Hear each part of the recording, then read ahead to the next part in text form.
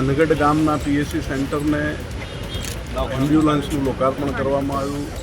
Association તરફથી ambulance નવી જે આપવામાં આવી છે એમની જરૂર ના પડે કોઈને, ગમે ત્યારે આ ગામડામાંથી શહેર સુધી કંઈ ઇમરજન્સી હોય એમ્બ્યુલન્સ વગર દર્દીને પહોંચાડવામાં ખૂબ મોટી મુશ્કેલી પડતી હતી.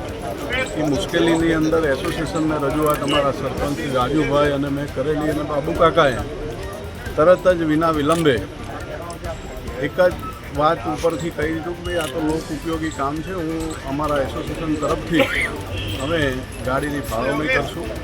એટલે એસોસિએશન અને એસોસિએશનના ચેરમેન બાબુ કાકાનો હું અમારા અનગઢ ગામ અને વતી ખૂબ ખૂબ એમનો આભાર માનું છું કે આ લોક ઉપયોગી સરસ મજાનું કાર્ય આજે એમને કર્યું છે. અને અમારા અનગઢ ગામને જે વાનનું લોકાર્પણ આજે કર્યું છે એ બદલ ફરીથી કાકાનો અને આખા એસોસિએશનનો હૃદયથી ખૂબ ખૂબ આભાર માનું છું. સાથે સાથે આજે ફાયર ફાઇટર 4,36,00,000ની મોટી કિંમતનું ફાયર ફાઇટર આજે નંદેસરી એસોસિએશને એનું પણ લોકાર્પણ કરવામાં આવ્યું.